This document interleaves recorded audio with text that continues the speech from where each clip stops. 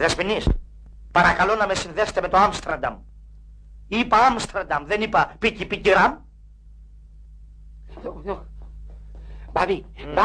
Μπάμπη. Τι συμβαίνει πάλι? Στοχόλυνε. Δεν θα δεχθώ κανέναν. Περιμένω να με συνδέσουν με τα σκανδιναβικά χώρας. Πηγαίνετε.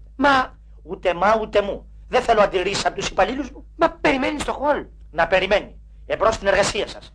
Τι σας πληρώνω, κύριε? Βρεσί. Απολύες.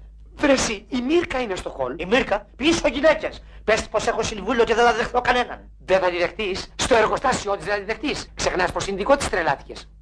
Πηγαίνετε και να μου φέρετε εγγράφο στην παράτησή σας. Γίνετε δεχτή. Και θα φροντίσω να πάρεις ανεργία από το ΙΚΑ. Με τα μυαλά που έχεις μου φαίνεται πως εσύ θα πάρεις ανεργία.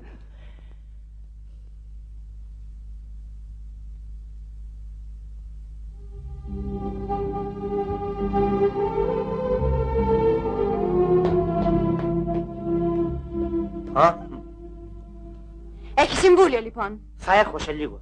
Πού ήσουν χθες? Γιατί δεν ήρθες στο σπίτι? Δεν θα ξανάρθω πια στο σπίτι σας, κυρία. Από χθες μένω σε ξενοδοχείο. Στο ξενοδοχείο? Ναι. Σε ποιο ξενοδοχείο? Στο Χίλτον. Αν δεν είμαστε καλά. Κυρία μου, νομίζω πως εμείς οι δυο κάναμε μια συμφωνία και δεν κάνω τίποτα άλλο παρά να την κρατώ. Αφήστε με. Να τη βράσω εγώ τέτοια συμφωνία. Δεν μπορείς να με κάνεις ρεζίληση στον κύκλο μου. Άκου στο Χίλτον. Να έχουμε ένα πελώριο σπίτι και να είναι άδειο και αυτός να μένει στο ξενοδοχείο. Να τα μαζέψεις και να φύγεις από το ξενοδοχείο. Θα μένω στο ξενοδοχείο. Τότε θα φύγεις και από εδώ. Μιλάτε σοβαρά? Όχι, αστείευομαι. Ντίνο.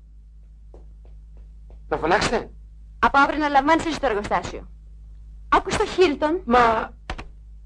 Δεσποινής, η συνδιάλεξη με το Άμστερνταμ ακυρούται.